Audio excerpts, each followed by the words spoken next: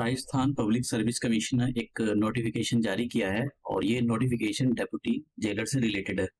तो यहाँ पर डेप्यूटी जेलर की 73 वैकेंसी निकली हुई है, जिसमें से 70 वैकेंसी नॉन शेड्यूल्ड एरिया के लिए हुई और जो 3 वैकेंसी है वो शेड्यूल्ड एरिया के लिए हुए हैं। तो 18 वैकेंसी ऐसी हैं जो जनरल के लिए हुए हैं, तो मतलब दूसरे स्टेट के लोग भी यहाँ पर अप्लाई कर सकते हैं।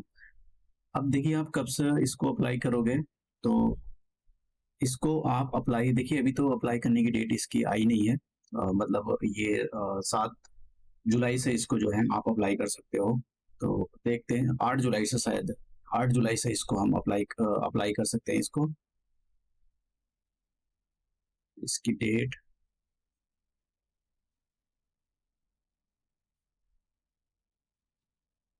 देखिए यहाँ पर डेट दी गई है, ये 8 जुलाई 2024 से आप इसको ऑनलाइन आवेदन कर सकते हो और 6 अगस्त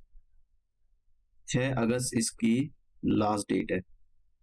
तो ये तो इसकी लास्ट डेट। क्वालिफिकेशन क्या है, देखिए क्वालिफिकेशन इन्होंने सिंपली ग्रेजुएशन मांगा है कि आप जो है आपने किसी भी स्ट्रीम से आपने ग्रेजुएशन किया हो, कोई मिनिमम या मैक्सिमम परसेंटेज नहीं मांगी, आपके पास कितने भी मार्क्स आपने ऑब्टेन किए हो।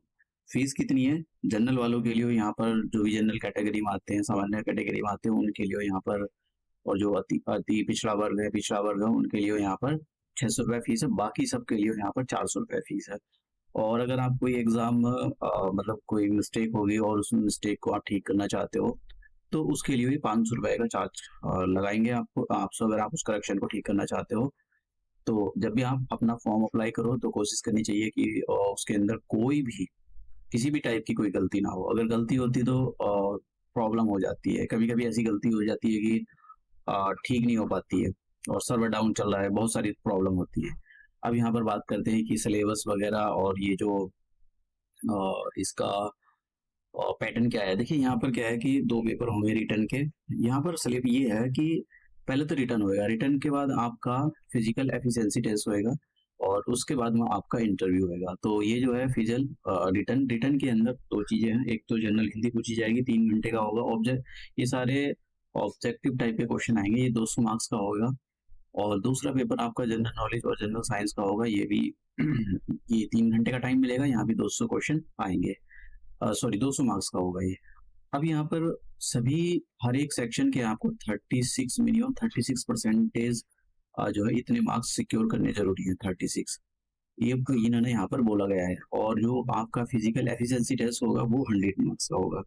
अब ये 100 मार्क्स का है, तो इसमें से आपको कम से कम 50% यानी 50 नंबर सिक्योर करने जरूरी है फिजिकली एफिशिएंसी टेस्ट के। अगर इससे कम आते हैं तो फिर आपको आगे मतलब इंटरव्यू के लिए नहीं बुलाएंगे। और फिर आपका होएगा इंटरव्यू जो होएगा वो आपका 50 नंबर का होएगा। और इस ऐसे तो नहीं बोला ये इंटरव्यू में कितने मार्क्स सिक्योर, आप जितना भी अच्छा स्कोर कर सके उतना ही अच्छा होगा। उन्होंने यहाँ पर बोला कि जिसके पास मतलब जिसके बाद अच्छे मार्क्स आएंगे और टेक्निकल क्वालिफिकेशन अच्छी होगी, या फिर जिसने इंटरनेशनल गेम्स खेल पार्टिसिपेट कर गया होगा, जो इंटरनेशनल गेम पार्टिसिपेट कर गया होगा, तो वो क्या ही अप्लाई करेगा सरकारी नौकरी के लिए। मतलब फिर भी लोग सरकारी नौकरी के लिए अप्लाई कर देते हैं फिर भी।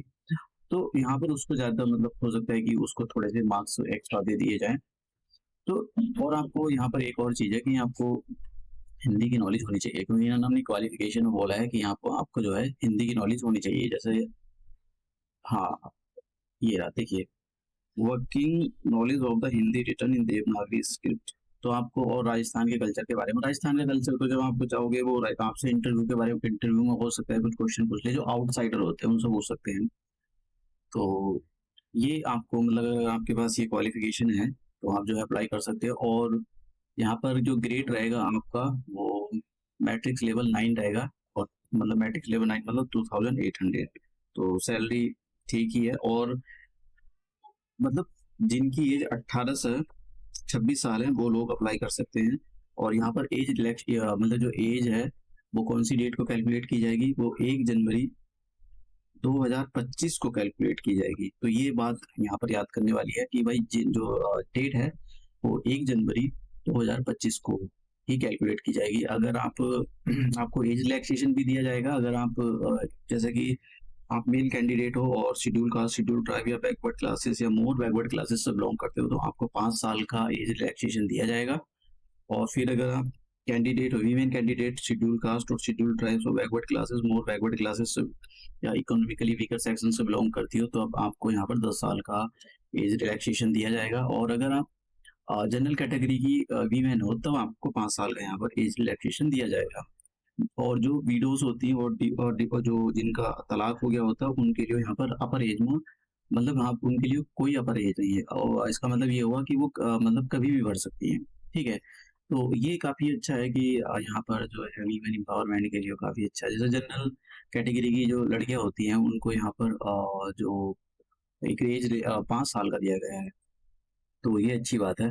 फीस में किसी को कोई रिलैक्सेशन नहीं है, फीस में यहाँ पर आपको ₹400 पे करने ही पड़ेंगे। और जैसे मैंने कहा कि अभी आप ऑनलाइन आवेदन नहीं कर सकते हो, इसका वैकेंसी का डिस्ट्रीब्यूशन यहाँ पर दिया हुआ है, आप वैकेंसी देख सकते हो कि किसके लिए कितनी है।